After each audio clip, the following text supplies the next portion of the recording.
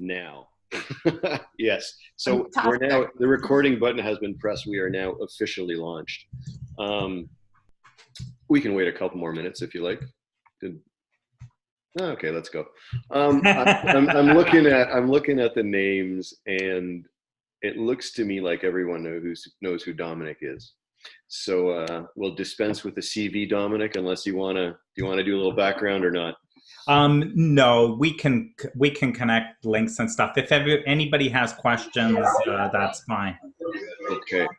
Galaxy, let me just mute. Okay. So Linda's on. Great. Thanks. Perfect. Okay, so I'm going to mute everyone. Oops. I'm going to mute everyone for now, and then we can get started. So we all know Dominic. My name is Michael. I run the Roundtable Coaching Group on Facebook, or Life Principles and Coaching Group. Can't even remember what it's called now. I'm just excited to have a chance to talk to Dominic. I think sometimes I set these up for my own benefit and hope that other people will join in as well. So it's wonderful to see other people here with us. I don't really have a whole lot to add. I have some questions of my own. I'm a beginning coach, just going through getting ready for mentorship through the ICF. I've done a little bit of coaching formally with some people in Toronto, and I'm just excited to keep getting better at this. So I really appreciate Dominic's willingness to come on and do what he does, which in my opinion is not only be an exceptional coach, but also an exceptional disseminator of information. And Dominic has, in my opinion, a unique ability to make what seems to be complicated very clear. At least that's been my experience with Dominic. So on that note, I'm pretty much going to hand the reins over. If you have questions, we can probably manage a group of 11, 12, but if you have questions, throw them in the chat and I'll keep an eye on there and I can relate the questions to Dominic. And I would say with that, away we go, Dom. Yeah, great. Thanks, Michael. And thanks everyone for attending and being part of this Coach's Corner. Michael had reached out and said, hey, should we do something more? And he sneakily put in when I did Coaching 101, which was a webinar that we did, I don't know how many months ago, and he sneakily wrote in part 1. So he said Coaching 101 part 1. That assumed other parts. We hooked him. I got him. And so then we did a part 2, and then we had talked about we're going to do a part 3, and then anyway, then this other idea came up. So about certainly we can look at parts, but I said, all right, there's enough coaches in our group, and we've already put out some basic coaching principles, which are really talked about in Coaching 101, part 1 and 2. You're going to hear the same ones come up here, so don't worry if you haven't listened or anything. It's just I'm a lot like Abraham Hicks. If you follow them, I just say the same thing over and over. So there's really nothing new. But what's cool about this is we thought this could be positioned more as an exploration and real life, because as Abraham says, words don't teach, only life experience can. And so when you're actually in the experience of coaching, what will happen is things will arise from that, and that's where the teaching will happen. That's kind of where your insights and learning will happen.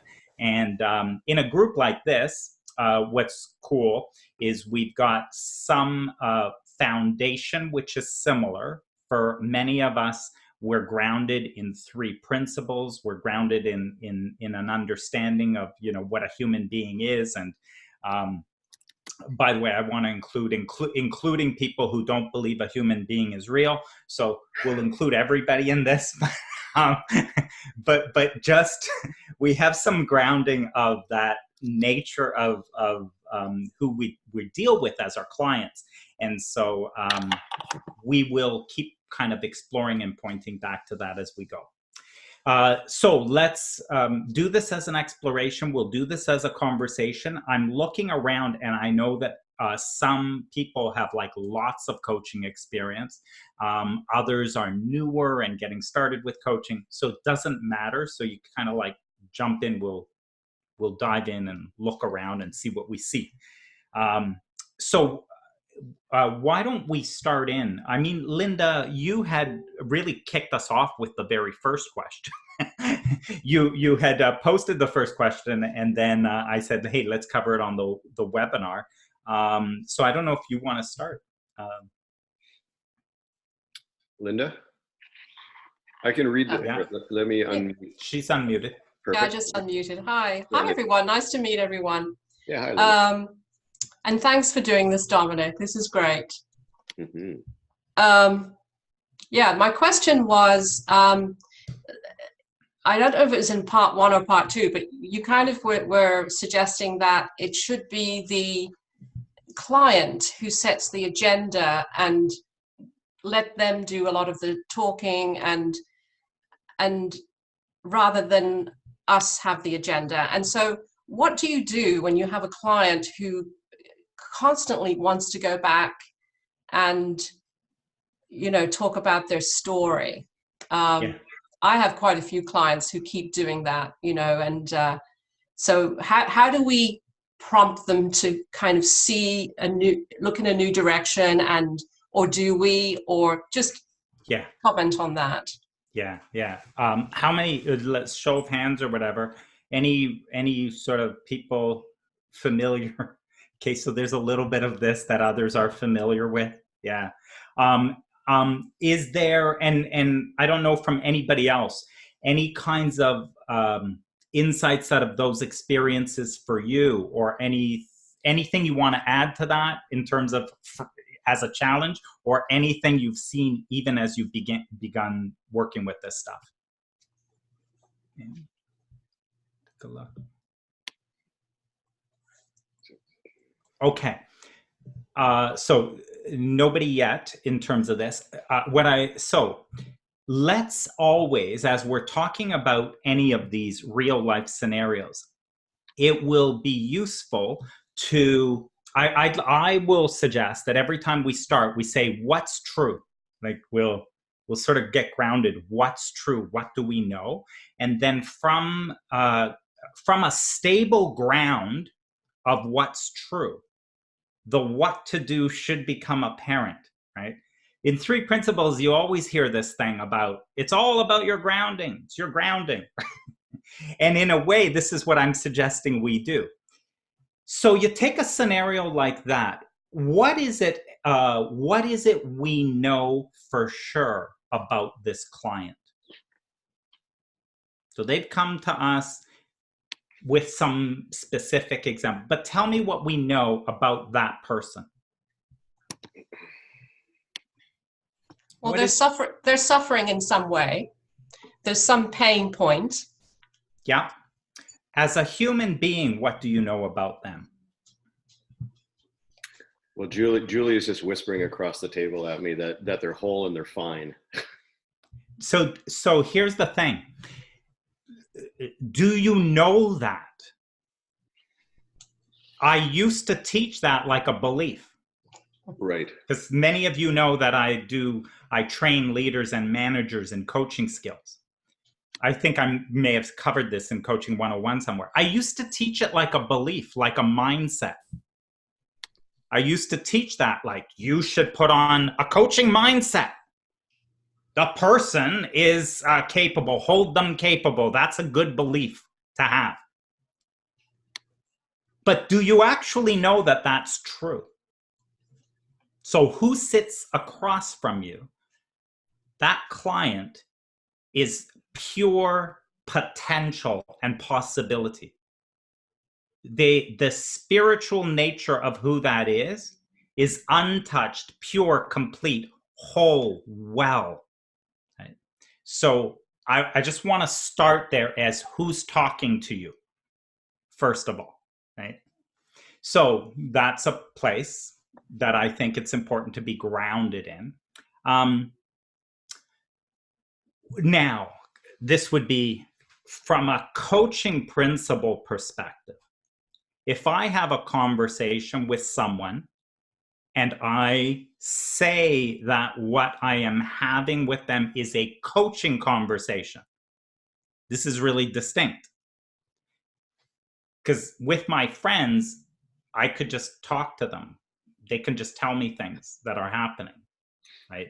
But when I have someone who, what I say to them is, I'll have a coaching conversation, or would you like a coaching conversation? Or they ask me for a coaching conversation. Now let's talk about what is being asked for and what are principles that are essential to a coaching conversation.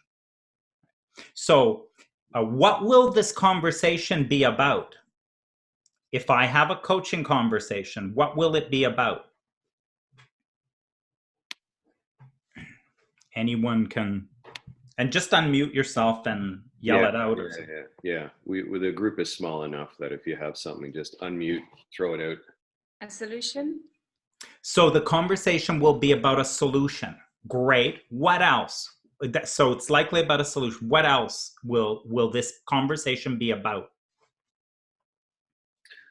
Well, before Kirsten mentioned that, what came to mind was a movement from where the client is at to where they want to go. So some kind of movement from A to B.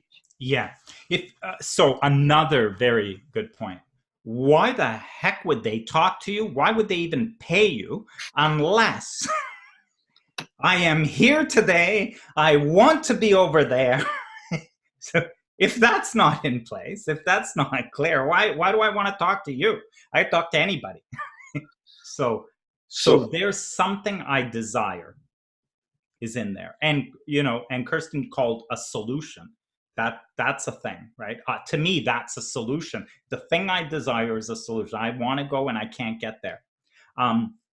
What else is, when you think about the topic and focus of this conversation, where do we get that from? In other words, what we're going to talk about, where does that come from? Well, the client. Must come from the client. Principle of coaching. If I'm going to have a coaching conversation with you, you let me know what we're going to talk about. No. If I am coming to you as a teacher of something, then that will be clear, and I will tell you what this is about. Do you see the distinction? So if what we claim is that what we're going to have is a coaching conversation, then what we're going to talk about will come from the client. They will decide what we talk about. They are determining the agenda. So these are some principles to start with in this.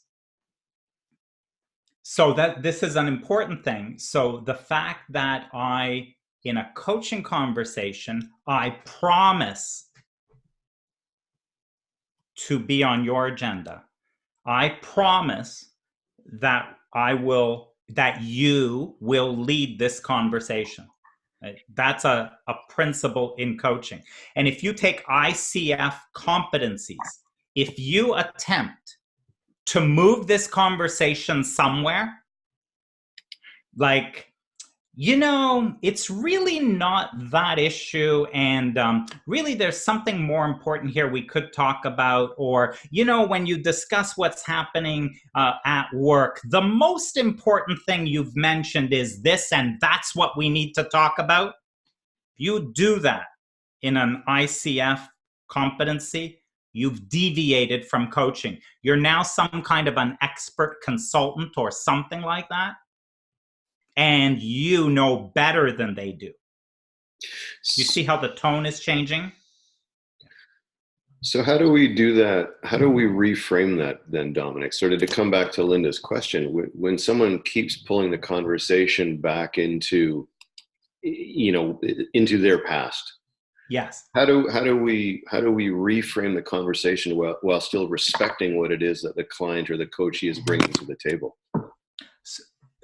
So let's first, has anyone does this prompt anything for anybody as Michael asked that question? Because so far I've only said principles and then we still have our problem. Right.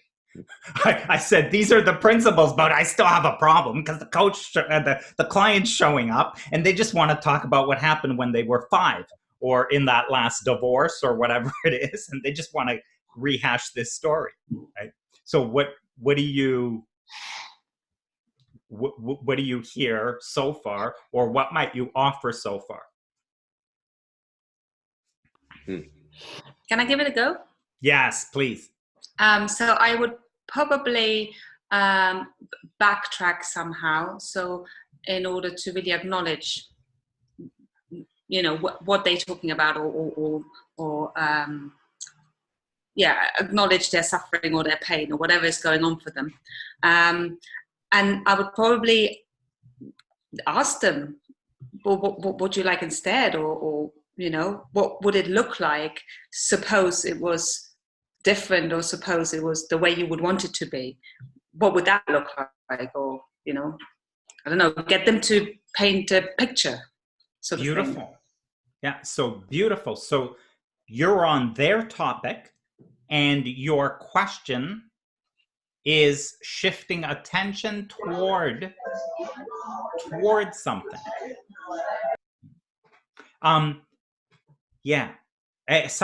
Anyone else has another comment about this? Yeah, I would usually, if something piques my curiosity, something they've said or told me, I would say more about what you've just said. Like, I point to something that piques my curiosity and just say, can you say more about that? Beautiful. By the way, that, which is, it makes you so valuable as a coach. The fact that you are not them is an incredible coaching competency. So the fact that you are not them, you're not thinking like them. You weren't in that situation. You're not stuck like they are, and you don't have the beliefs like they do. Therefore, your curiosity, I'm going to say, a value of your curiosity, it is and it can be somewhat jarring. Because you're asking a question, like even Kirsten's question, which is so where do you want to go, or what do you want to do? For someone stuck, is sort of like, huh? What did you just say? I was about to tell you my sad story, and what are you asking? So it's just a redirection of attention into a different place. And your questions are always, can always be very enlightening when they are genuinely curious. In other words, if you are not trying to teach them something, get them somewhere, you already know what the answer is, like all of that. If you're not doing that, the fact that you're not stuck spinning in all of that thinking, and you're not, you couldn't be, because you haven't lived their experience.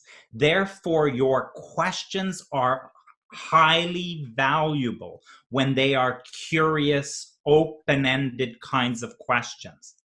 That is so interesting. What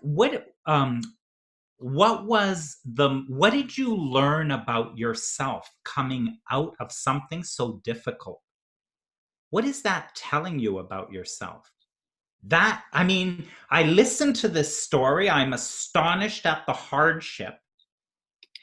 And then I'm so curious, like, what do you see about yourself? What strengths do you see you have, having come through that and talking to me today, right? So this is a curiosity, an open-ended curiosity, which can be incredibly valuable and enlightening for a client.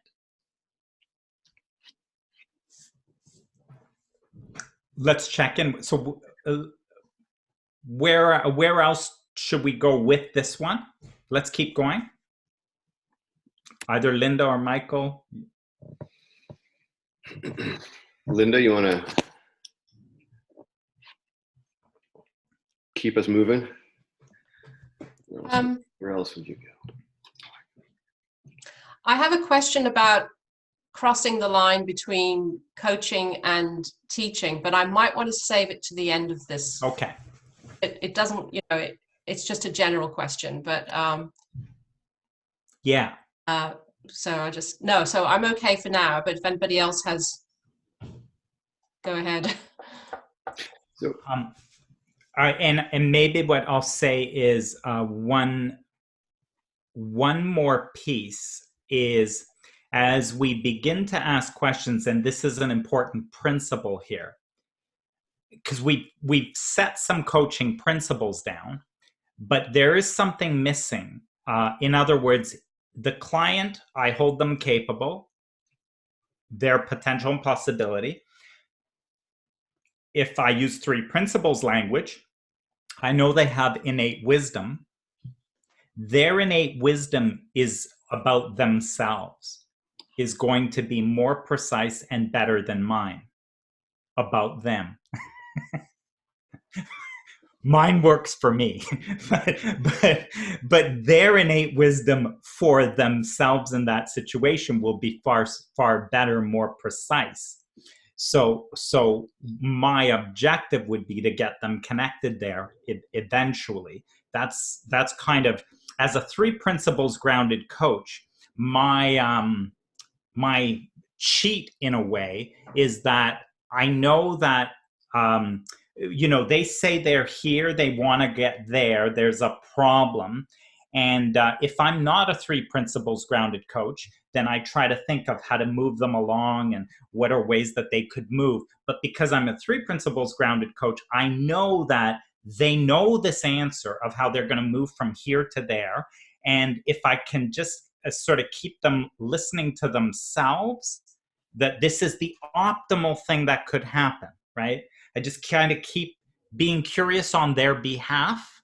You see that? I'm curious on their behalf as opposed to curious on my behalf because I want them to see something. So if I could just be curious on their behalf, their innate wisdom behalf, the best version of themselves behalf, this can kind of move them along. But as I'm asking questions, I just want to put in another coaching principle that prevents or it structures to some degree this conversation. Again, from Coaching 101, you might remember, we are not having a casual chat. So 1, you paid me money. We're having a 1-hour conversation. We're calling it a coaching conversation. You showed up. You've asked for a coaching conversation. This will not be a casual chat. You have asked for something. So this conversation is an intentional conversation. I, as the coach, I'm the professional. I will hold the intention for this conversation. That's why you pay me. Where is this intention going? Where is this conversation going? This is another important principle. To what end is this conversation arriving?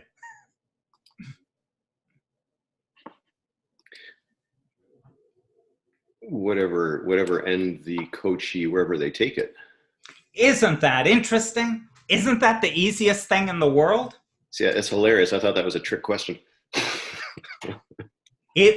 When you stay with principles, the answers are obvious.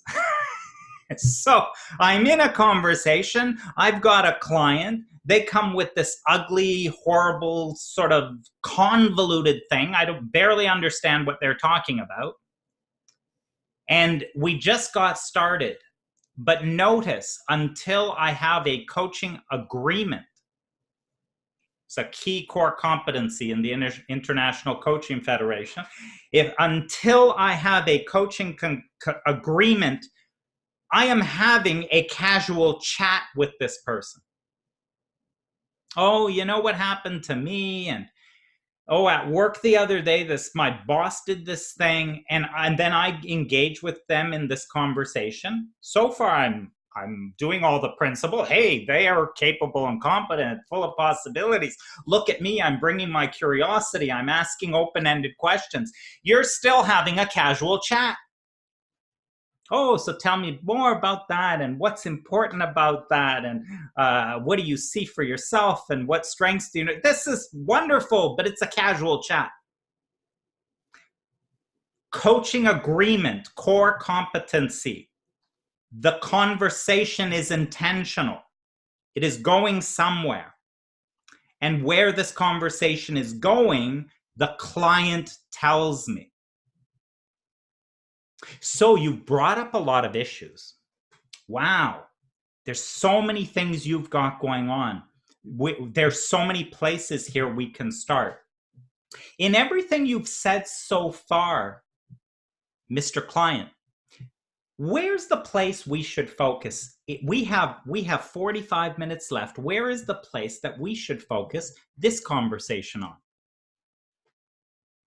So I am going for a coaching agreement at this point.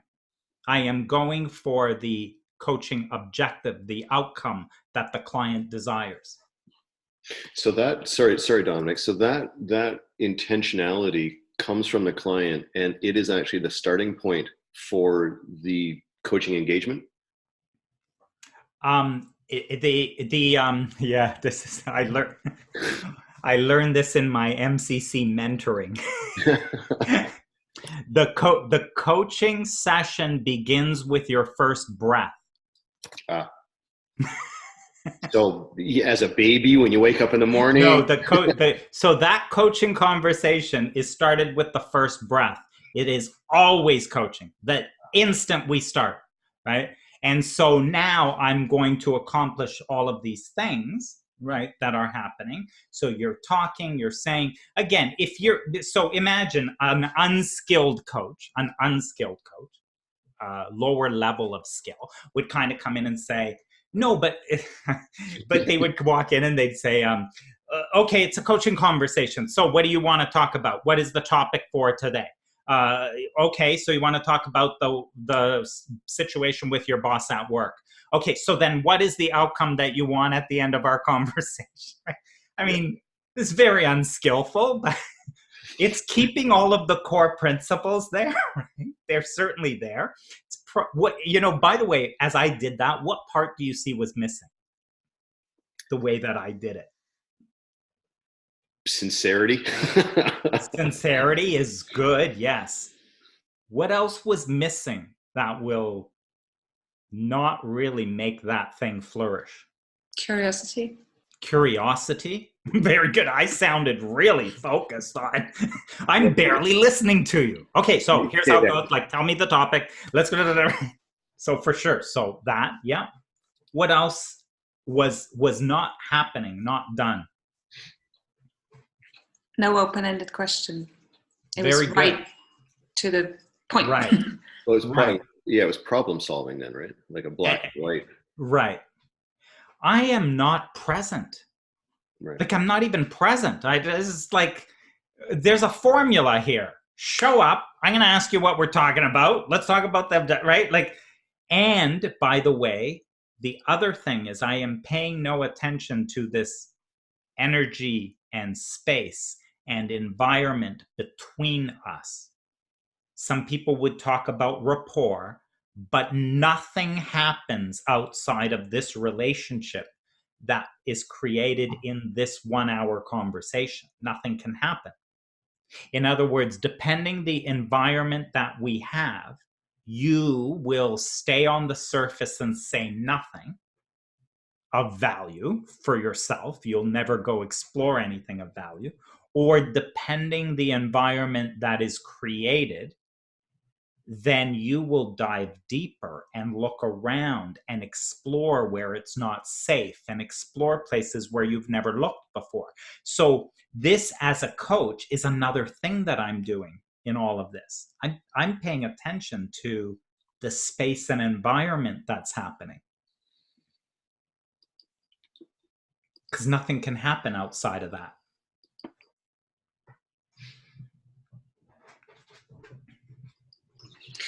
Dominic, can I ask a question? And it goes back to what you said earlier about the coaching agreement. And so basically the way I'm seeing this, and this might be wrong, is that when we create the coaching agreement, there's obviously a conversation beforehand to get more information and to explore, okay, where is this going, and what are we looking at here? And when we're creating the coaching agreement, wouldn't that be part of, isn't that part of creating clarity around what or where we might find the solution that they want at the end, by the end of the conversation?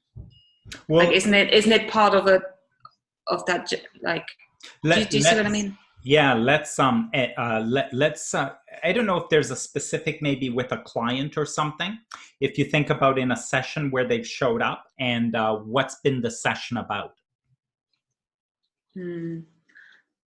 No, I don't have an example. Let me suggest, let's take then this lens onto Linda's question.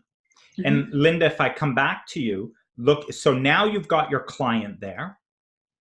And so imagine that session, the client has showed up and they start going into the past and all of that. What is their objective in that conversation? They want to be heard. There's a need that they have to tell their story so that we understand where they're coming from. Is that what you're asking? Well, so what I'm hearing there is we're figuring out right now as we're talking, we're figuring out their objective. Like, why would they do this? Why are they telling us this stuff? Right? So we're figuring out their objective. But my question is actually really specifically, in fact, if I said it this way, if you and I debrief that, let's say ICF kind of supervision, we both listen to the same conversation. I would come back at the end and say to you, so Linda, when you began that conversation with the client, and then of course you took it for an hour and you went, so what did the client want from that conversation? I would ask you, like, very explicitly, what did they want from this conversation? You mean when they're telling their story? Or for the 1 hour session? Oh, for the 1 hour session. By the end of this session. Clarity. And when did you hear the client say that? Sometimes they do. Oh, and this is the thing. There is no sometimes. This is coaching agreement. There is no sometimes, and there is no assumption. Okay. Who sits in front of me is a capable, competent person. They sit in front of me. They're going to talk to me for 1 hour. They may have paid me. There is no assumption here. That capable, competent person knows what they want out of this conversation. Now, to be fair, clients show up, they're a mess. I get them up, down, all sorts. So they come in various levels of clarity. But here's the thing. As a client, you are under no obligation to be any particular way. When you show up for coaching, you could be any way you want. You don't have a job to do. I'm the one working. So you can show up as you are, right? And I will work with that. Don't worry about it. I'm the professional here. So when you show up and you're a mess and it's like this and there's confusion, I say, wow, I'm hearing so many parts. I'm hearing areas that are clear, areas that are not clear. So we've started talking. We've been talking now 5 minutes. Let's say the client starts spewing stuff. We've been talking for 5 minutes or 10 minutes. So I want to just fast forward when we get to the end of our conversation at 2 o'clock. What is it that you would hope would be different at 2 o'clock than it is right now? That is coaching agreement. And here's the thing in ICF testing, is when they say, did you get a coaching agreement? It is explicit. It is explicit. You don't say, well, obviously they wanted to figure out how to deal with their boss. Obviously they were trying to figure out their finances. They were trying to figure out how to get more clients. No one's interested in what you think they wanted. The competency of coaching agreement is, did you get clear what it is they want? So did they say what they want? And by the way, this is hugely valuable. This one competency and principle solves so many of your problems. Just by that clarification, a lot of your problems are solved. I'll pause again. I'm thinking of a client that I've been working with for a little while, and we can spend 40 minutes, 45 minutes, 50 minutes trying to figure out what it is that this person wants to get from the conversation, because they are all over the place. And very often it's 45 minutes of this is what it feels like, of back and forth, where I'm trying to figure out where the conversation is going. What do you really want? And one thing that's been helpful for me is just asking them. So what is this actually about? So for me, coming into having the courage to ask the person to clarify has been helpful. Nice. I'm not sure if that's helpful to anyone else, but and I'll share this real quick before we move on. I did a coaching session with Jack Pransky like 5 years ago, and he was coaching me around some stuff, and I was scattered. I was at a rough part in my life, all over the place. And Jack looked at me and he said, and I will say this, Mike, what the fuck is this about? And it absolutely stopped me. It forced me out of my monologue. It forced me out of my woe is me story, and made me come up with a concrete answer. And it just recently I was able to do that with this client, and of course it's like magic. So I'm not sure if that's helpful or not to everyone, but it felt like a worthwhile thing to share. Can I pull out principles out of that example? Beautiful example. Please, yeah. Right. So a number of things in there that so do you see how valuable that principle is? Because I don't want you to think that this principle is a step in a technique. So this is not a step in a technique, that the way coaching works is step one is this and step two is that. It is a coaching principle. You are not having a coaching conversation when you're chattering about all kinds of stuff. And you aren't serving a client when you're chattering about all kinds of stuff. So now, the other thing is, when you are completely present and you are in complete confusion and have no idea. So Jack Pransky with Michael, right? Michael's talking.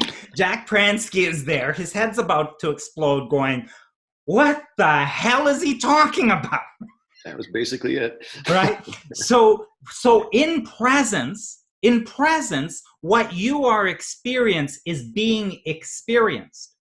Mm. You see what I said? What you are experiencing is what is being experienced right now. Huge value for you to say, Mike, what is this all about? Because that's what's in your head. And so it comes out, Mike, what is this all about? And it freezes the other person, it's jarring. And they are looking, what am I going on about anyway? And look at the value of a question like that. Yeah, Neil. Unmute. Brilliant. Hi, guys. Hey, really useful. Thank you. I totally agree with what you're saying. And I've seen many times where people think they've had those coaching conversations and they haven't. Where I feel I get more traction is when I'm really present and they come up with, this is what I want. And I sort of look at them and go, really? Are you Beautiful. Sure? Beautiful. I'm not buying that. I feel something else. You know, that's that's something you might get away with saying to other people you've seen in the past, but it doesn't wash with me. Would you be happy to say something like that if you're feeling it and you're grounded and you're present and you're with them? Everyone noticed when Neil said that, there's what the reason it works, right? Normally you'd say, wait a minute, you can't do that. Like if you were following the, like the letter of a competency, right? Then you'd go, oh, you can't do that. You have to follow that, like all that stuff, right? Why that works, right? Neil, if you kind of watched and felt the energy there, was present in the conversation. And by the way, to do that, anything you do in coaching, which is kind of higher risk, more jarring, let me say, requires tremendous amount of permission and space. Right? So by the time I have a client and we work together for a little while, and we have rapport, I'm going to say a few things in the Neil one. Let's say I was Neil's client. We've worked together for a little while. Well, here's what's happened now over time. I trust Neil because he's proven it. Second thing is, unquestionably, he is on my side. Over time, he has proven everything. He is always on my side. That's the only place. This is where that principle in coaching is: you are always on the client's agenda. Otherwise, you're not coaching. So Neil, over time, has proven that he is always on my side, right? And he's using a competency there. It's probably several, but there's one in ICF, which is about creating awareness. It's direct communication. There was a few of them in there that he was using. But what, again, if you're present, the room for your expression grows. You don't have to translate it into some kind of a proper coaching question. All you do is you do what he did and you go, seriously? Well, I'm not buying any of that. Like, you can just do it. And when the client and the rapport is there, they kind of go, you're absolutely right. That's such a bullshit answer. That's what I've always Go ahead, Neil. Yeah, I was going to say, certainly using it with clients that I've had time with, it's very easy. But I've found that I seem to pick up people or gravitate to me that have had a lot of therapy before, maybe counseling and other things. And it's on the first visit. So I haven't had that time to build that trust. I haven't had the time to engage with them. It's just that feeling of, and I suppose I'm not supposed to be thinking, but in my head, I'm thinking, this is just the same old, excuse my French, but bullshit that they've dribbled out to other people. And that's why they haven't been helped, because a lot of people just are happy to go with that client to make the money. And just go with their agenda rather than being brave enough to say, I'm not buying it. I really don't believe that going down that pathway. And you sort of get a feeling that they've used the terminology before. You can tell by the way they're looking at you, almost to see, are they buying this? Am I going to be able to pull the wool over this person's eyes? So I've often done it with new clients, tactfully. And sometimes they get a little bit upset, and we'll have a further conversation around that. And it may be that becomes the main focal point of that initial sort of meeting with them. And where I really feel that that's the case and they haven't bought into it, it has meant that we haven't then carried on seeing each other. They've been upset. But on a number of occasions where that's happened, sometime later they've come back to me and said, I've come back because, yeah, you were right. I was trying to pull the wool over your eyes. This is an excuse I use. And they've bought into their white rabbit, their issues for that long. They're almost happy being in the situation that they're in and pretending that they're getting help, even though they're not. And it just reinforces that they're screwed up, that they don't know the way out of it, and bringing that to them has really shaken them up. I mean, not every time. I've had people that never come back and don't want to engage with me, but it's something that when you are in that moment and you've got that grounding and you're really feeling that individual, I just can't help myself if that's the feeling that I'm getting. It's like a red rag in front of me. It's as shocking as them sitting there naked in front of me. Yeah. And I just have to go with it. So I must admit, it is a little bit risky at times. But again, I think if you're being real and they feel your realness, they'll know that it's coming from the right place. Nice. And I'm glad what you brought up is that it can happen in the first session, so that what you shouldn't take away from this is, oh, you know what, I need to, because I have to do a bunch of steps first to build rapport. Because if I don't build rapport, so the way this works then is step one, I build rapport, step two, yeah, no, that isn't it at all. So but because a Neil, for instance, could meet with someone and rapport is coming from a presence and a way of being. So with only just a few words, I can get from an energy that I can trust this guy. I could trust this guy. I really sense he's going to help me. And so far, he's said very little, right? But there's something about a way of being, and that's where grounding is. Right? So that the rapport and all of that can happen in an instant. It's not a matter of time. And you got to be sensitive to it, because if you start saying things and they start getting defensive, there's feedback. Feedback is happening. And so, and then you figure out how to dance with it. But I'm glad you brought that up. It can happen even in the first session. So. Can I just throw something out there? What I was just going through the Coactive Coaching book yesterday, and they talk a lot about risk taking or jarring people, which I think is what Neil is talking about. And one of the things that struck me as being critical in one's ability to pull that off is not having an attachment to what they say as a response.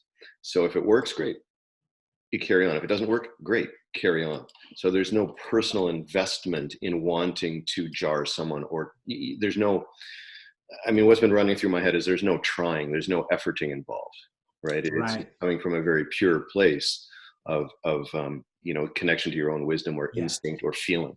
Yeah.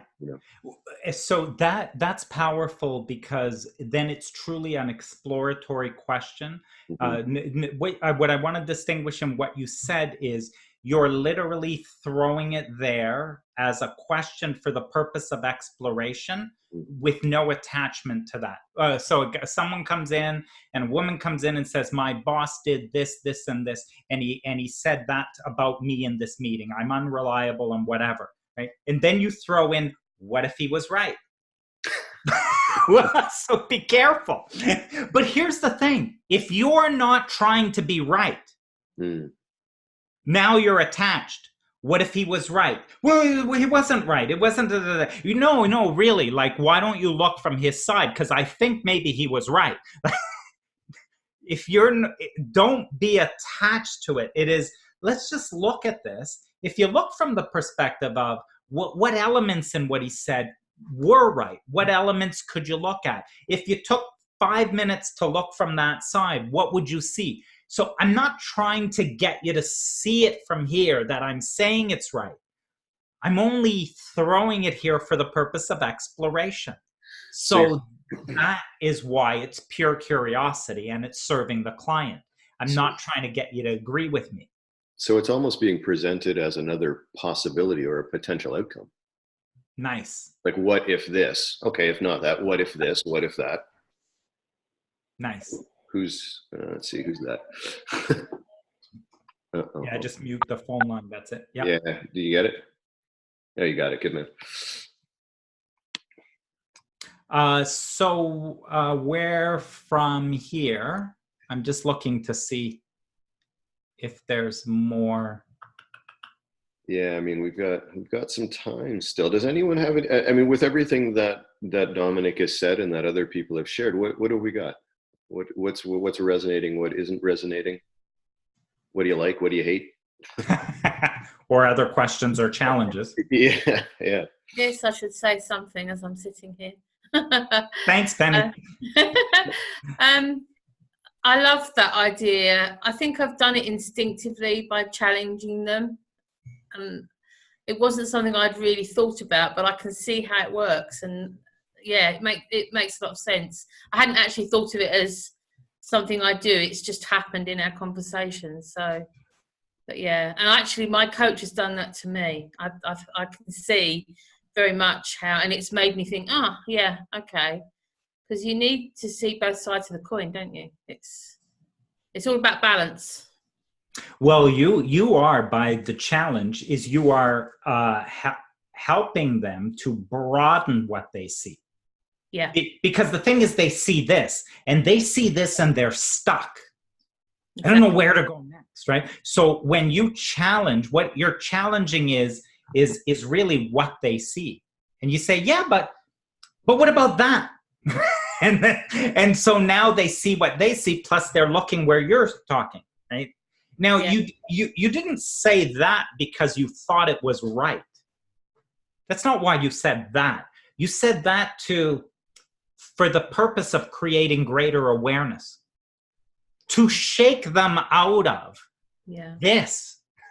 Because sometimes they're wallowing in that story, aren't they? And that's their comfort zone, and they're not, unless they come out of that comfort zone, you're not going to get any movement. Nice. So you have to do something to step them up a notch. So yeah, I really like it. Cool. Yeah. Thank you. Nice. Great. Anyone else? I do have a question, but I'll save it for the moment. And I know, Linda, you had mentioned something that maybe we're going to save till the end as well, right? We're getting close to it.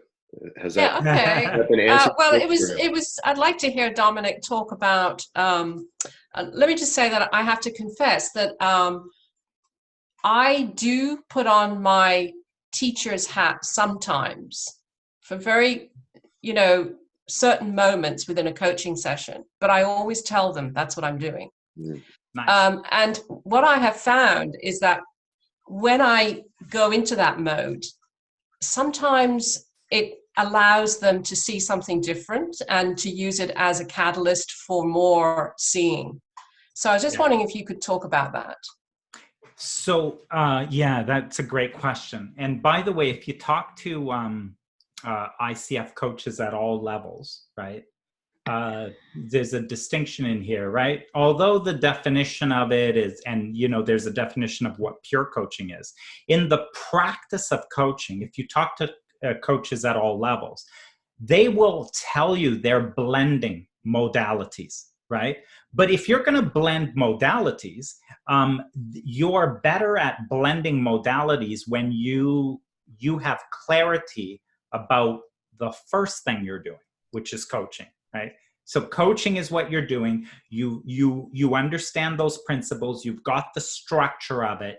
You never breach a fundamental.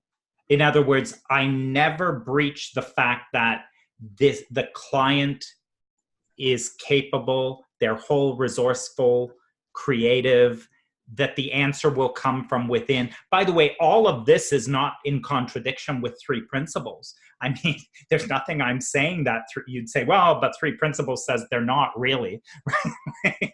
So we're inconsistent. We are being consistent. And what the nice thing is at least ICF articulates it and puts words around it. In the three principles community, we're afraid to put words on anything. So, but over there they put words on it. So at least we can understand the form of it a little bit. So now, if I have that, I realize that they're whole and complete and all of that, have everything they need. Another principle is I'm present in the conversation. So I know I've been listening and I'm really present. I'm with them.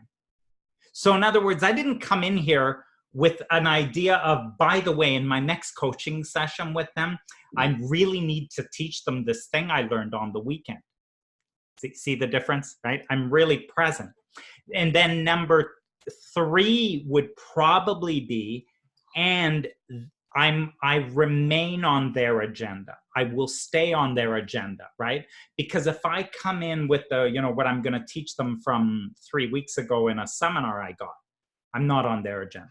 So now here I am, I'm present, and they're talking about this difficult situation at work where someone has disappointed them and whatever, and they're afraid to provide feedback. And so this has happened real life for me, right? I'm with the client, that's what's happened. And I start to notice they're afraid because they don't even know what words to use. They don't trust themselves to go into this conversation. Like I could notice as they're talking. Now, I come from HR. I know like a million models around things. So there are these models around giving feedback that sort of neutralize and make it easy, right? So in the middle of that, I may say to them, I say, I don't know if this would be helpful, but there's this really simple model that I've learned that is around giving feedback. Would that be something, now notice what I do. Would that be something that might be useful? Would that be something that sounds like it could fit here? So what do? I am about to deviate a little bit from coaching. Do I have your permission to do this? Do you, in other words, you're still steering the ship. You're still steering the ship. And I want to teach something now. And so then they go, oh yeah, that would be great. Now I teach. And when I teach, it will be succinct. It's a simple model. When you look, you could start, and the feedback would have this kind of a structure. It would have 3 components, and it would work like this, like this, like this. And then when you deliver it, you would deliver it in that way, right? So I now teach them the little model. And now I watch what I'll do. I'll say, so having heard that, let's get back to your situation. How does that help or doesn't help now? So notice now there's a coaching question. I'm finished. I'm back. I'm coaching. You're back. You're the one thinking. So I inserted it, but we're right back in where you're running the show now again. Is that Linda? How was that? Oh, sorry, you muted. Linda, hold on. No, that's actually perfect, and that's exactly what I do as well. Always bring it back to them. So thank you for that. Yeah, nice. I'll just share this real quick. Then I had a client call me yesterday. He'd been working on something, and he called me up. Can I just ask you a question? Can I get your opinion on something? Okay, sure. And as you've described it, it's like, yeah, I'm happy to give you my opinion. You realize this isn't coaching now. Yeah, that's fine. I just want your opinion. Okay, what are the choices? He explained all the choices.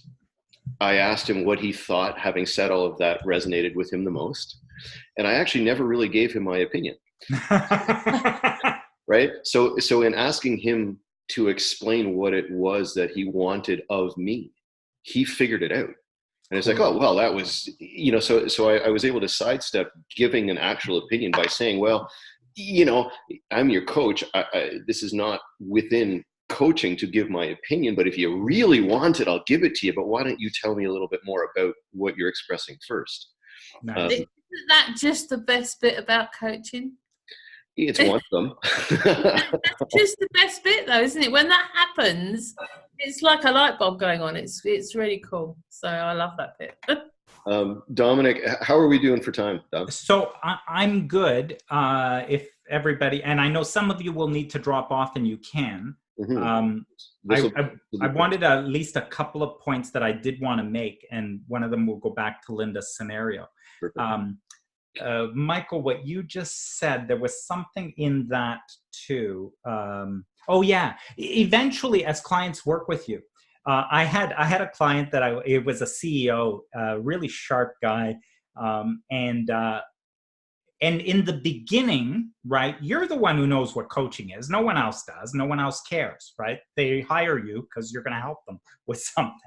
But you'll over time, they'll start to understand how this works, right? My value is not because I'm this expert.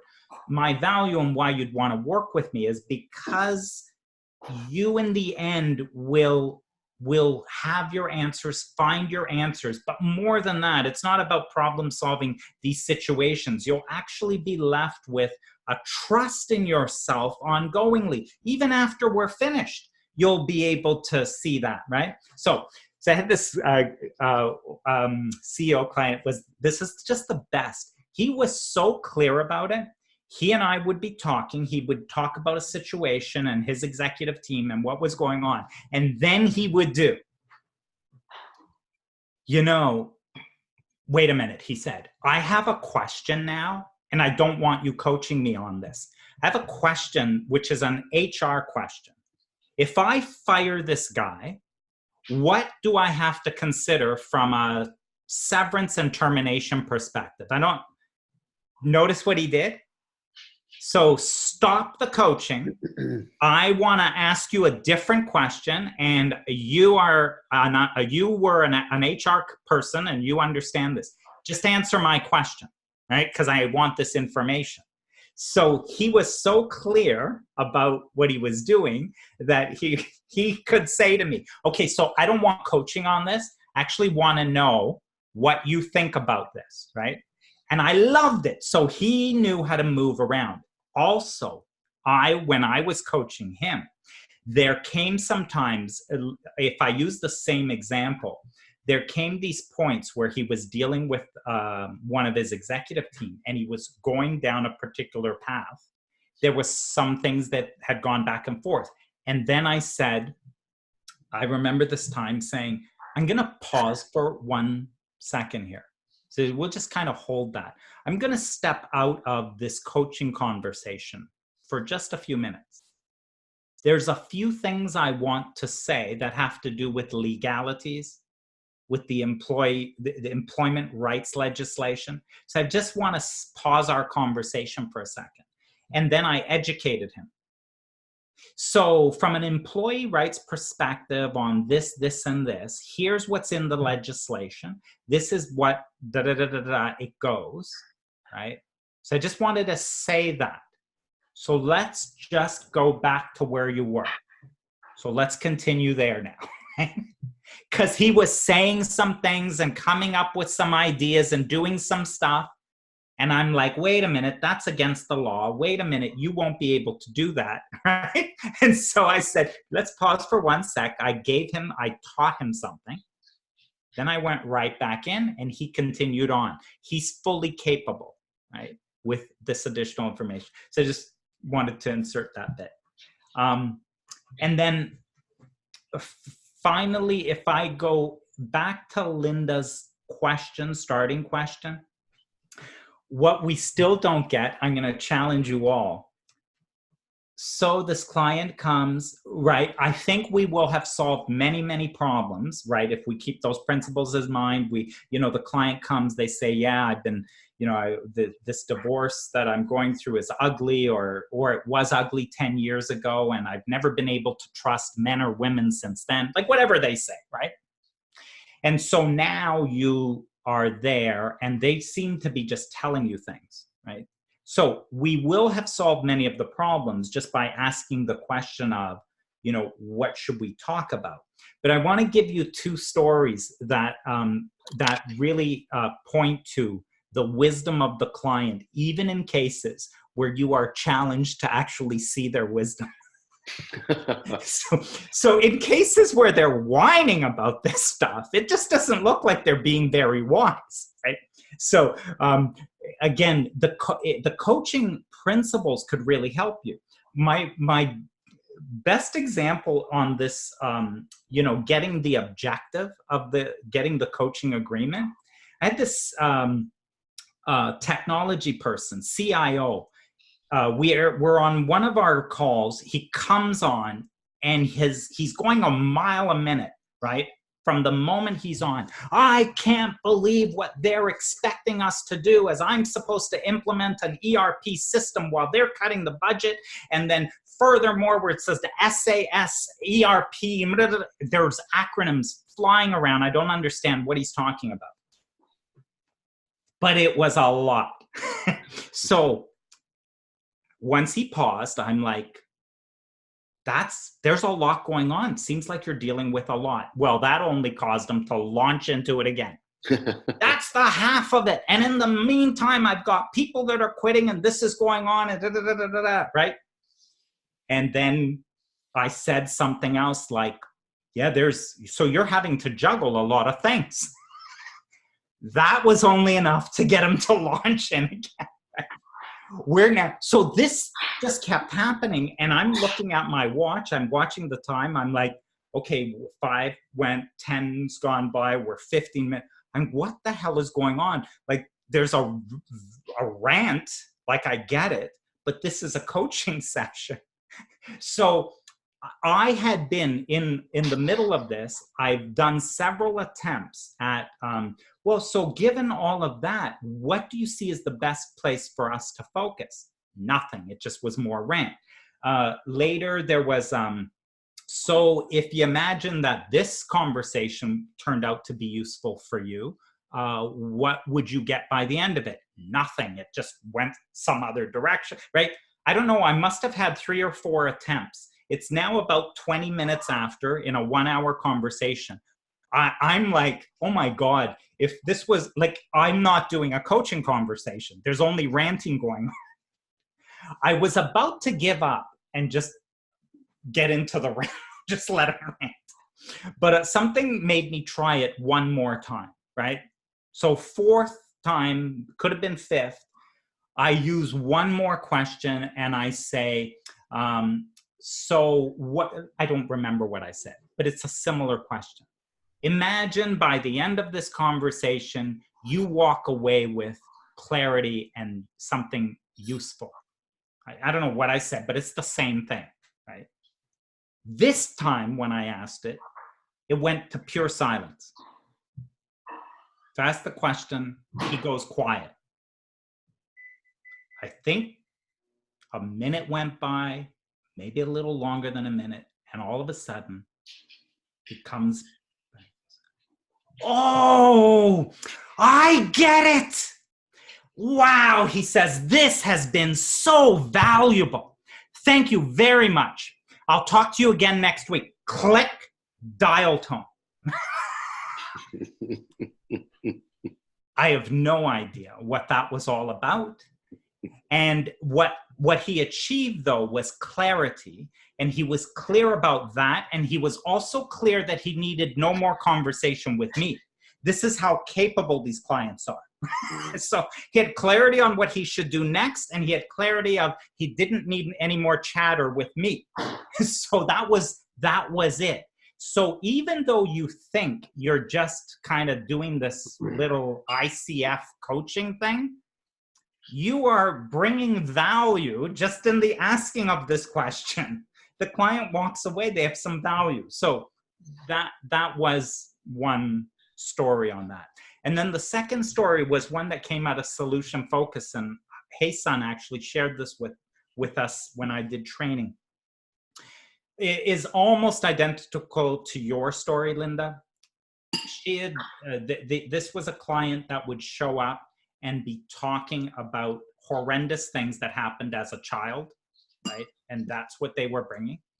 And after 2 or 3 sessions, like the coach didn't know what to do, because every session was nothing but this telling of the tale. And so now take a look at how powerful the hold them capable is. The coach asks the question, I have noticed, we're on our 3rd session now. And we have an agreement for 12 conversations. And what I'm noticing is that in these 3 sessions, all that's happened is you've been telling the story of what's been going on. And the coach asked the question, how many more sessions would you like to do that for? And the client almost immediately answers, 6 more sessions.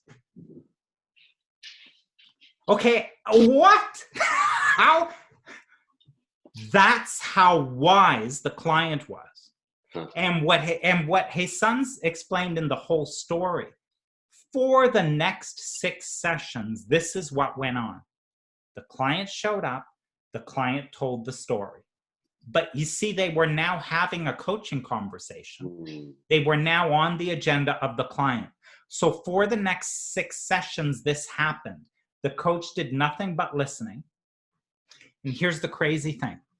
Session 9, the client shows up and says, all right, now I'm ready. Let's talk about, and that's how they showed up in session 9. That's how wise our clients are.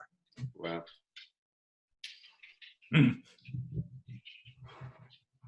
It's interesting as you were telling that and said 6 more sessions. My gut reaction to that was, that's ridiculous. I would my gut instinct there, my visceral instinct was, that's crazy.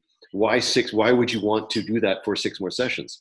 And it just goes to show, as you said, Dominic, that they knew exactly what they were wanting, and it would have been disingenuous for me to try to take them away from that. Yes, and what tells you that is you would, if you can feel, and again have the sensitivity about it, is you're trying to steer it. Mm-hmm. Once you feel that, you are deviating off of coaching. This isn't about you. You are there. You are creating space. The client can steer. If you believe, forget believe. If you know, they are the potential and possibility of this entire universe. They are infinite intelligence. In their life, no one knows more than they do. When you know that, where are you steering it? Why are you even attempting to steer it?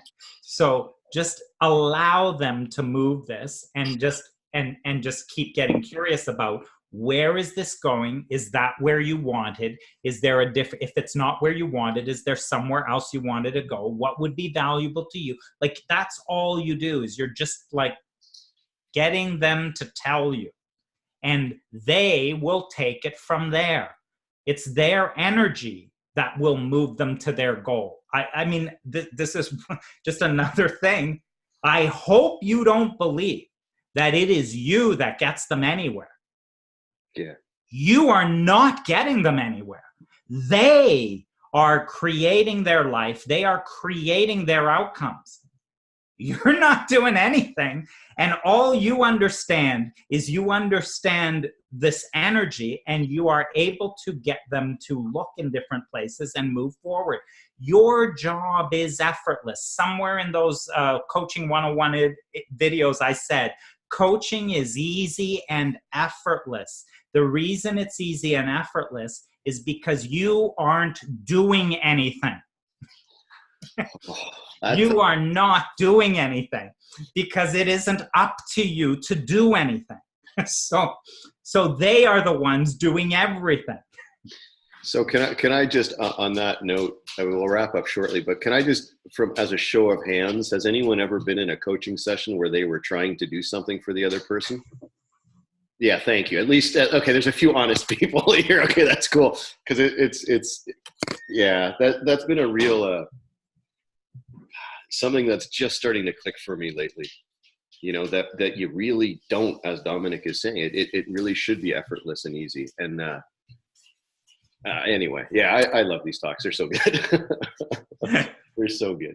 I had a question for you, Dominic, and I don't think we have time for it. So maybe I'll throw the question out. Because you brought up solution focused, and Hey Sun, and we've talked about this a little bit, but she speaks about fluency versus competency. Do you have a nutshell 1 minute around that? Sure. It would be you're an artist, right? And competency is you're really good at painting by the numbers, and you get the colors in and they stay in the line. That would be competency. So as a coach, you understand the competencies, you understand all the elements of the, ICF and all of that. So you can paint as long as it's paint by numbers and you never go outside the lines and all of that. Fluency is an artist. Right. And that artist is painting. And there are no numbers or any of that. And they are expressing. And that would be fluency. So sometimes those training wheels get you to a skill level. But the innate wisdom will always tell you what to do. Here's the other thing innate wisdom knows. It knows your level of ability. So your ideas that come up, which is to say this or that, it just knows your level of ability. So the insight you get is appropriate to you, given your level of ability. If you go work out and you go build your muscle and you are really strong, like in other words, you're very good because you've learned about rapport and you understand the difference between an open-ended curious question and those ridiculous leading closed-ended kinds of questions, and you've had some facility in that, wisdom is able to actually then use those questions coming out of your mouth instead of the only ones you're capable of, which are the other ones. So this idea of building muscle and your ability allows even your own innate wisdom to have a little bit more to work with as it's expressing in that coaching conversation. And that's the value of getting more coach training or whatever you want to call it. Oh, I like that. That's a solid answer, Dominic. Thank you for that. Do we have any other questions, folks? My day is pretty free. I try to keep Dominic talking as much as I possibly can, but out of respect to Dominic and everyone else's timelines, 30-second warning here. So if you have a question, let's get it going. Don't be shy. I can throw one out there. There we go, Roger. Good man. I thought of it in the beginning around the storytelling and that stuff.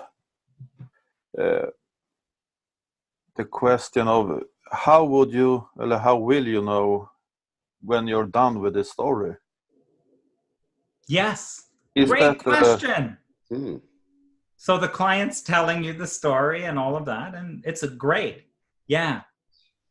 You know, that kind of a question. How will you know where you're done? By the way, what are you finding useful? I noticed in our last session and half of this session, you're telling the story. What are you finding is the value for you in this? Yeah. Excellent. Those are great questions. Nice. Roger, is that satisfactory? Yeah. Perfect. Beautiful. All right, folks, let's, Dominic, do you have a last few words or no? We're good?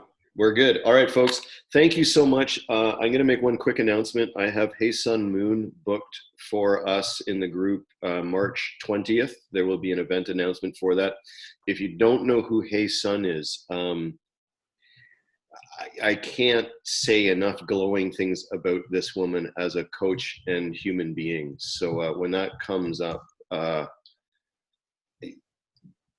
be there. That's it. That's all I've got. There's the PSA. All right, folks. So I'm going to wrap her up. Thank you so much for coming out. Thank you so much for the questions and the support. And if you want to unmute yourselves and say, thanks, Dominic. Thank you. Let's do it. Thanks, Michael. All right. Goodbye, everyone. Thank you so much. Bye. Have a wonderful rest of the day. Bye. And 3, Bye. 2, 1. Goodbye, Bye. everyone. Bye-bye.